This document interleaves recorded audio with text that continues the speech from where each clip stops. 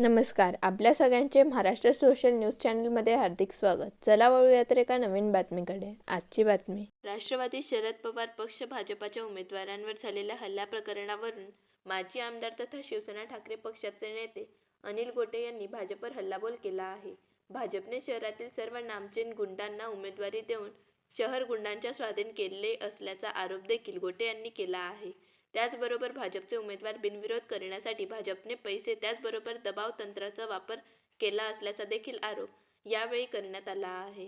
काल झालेल्या गोळीबार प्रकरणावरून 7 पत्रक काढून देखील यावर कुठल्याही प्रकारचं भाष्य भाजपतर्फे करण्यात आले नसल्याचा आरोप करीत गोटे यांनी भाजपवर निशाणा साधला आहे.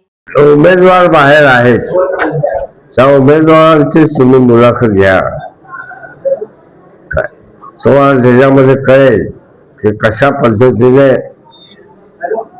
भारतीय जनता पक्षाने सर्व उमेदवारांवर दबाव टाकला, गुंड पाठवले, पैशांची अभिष दाखवली.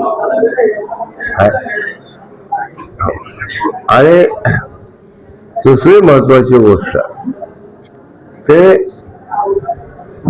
शहरामधले जेवढे सगळे नामचीन गुंड आहेत या सगळ्यांना उमेदवार करून हे शहर भारतीय जनता पक्षाने गुंडाच्या ताब्यात दिलेलं आहे. सामान्य माणसाला यानंतर न्याय मिळेल अशी परिस्थिती राहिलेली नाही. गोळीबार होऊनही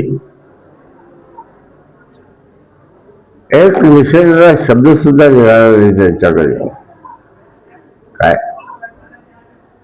आणि आम्ही गुंडगिरी खपवून देणार नाही म्हणजे दुसऱ्याची चालेलच. काय याबद्दल सुद्धा त्यांनी काही पत्रक काढलं नाही. यावरून तुमच्या लक्षात येईल की कशा पद्धतीने शहर तुम्हाला सगळ्यांना पुढे तोंड द्यावे लागेल. आता जनतेच्या संपत्तीचं आणि प्राणाचं रक्षण करण्याची याच्यावर जबाबदारी आहे. त्यांच्या उपस्थितीतच गोळीबार होत असेल तर तुमचा आमचं भविष्यात काय होईल याचा विचार करा. या धुळे शहरामधली गुंडगिरी 1999 पर्यंत मी सगळी मोहीम काढली होती. पण 99 मध्ये माझ्या विरुद्ध फारुख शहाला पेश भागामध्ये मतदान करून माझा शब्द नाही टाकला. पेश भागामध्ये मतदान करून आणि त्याला निवडून आल्याचं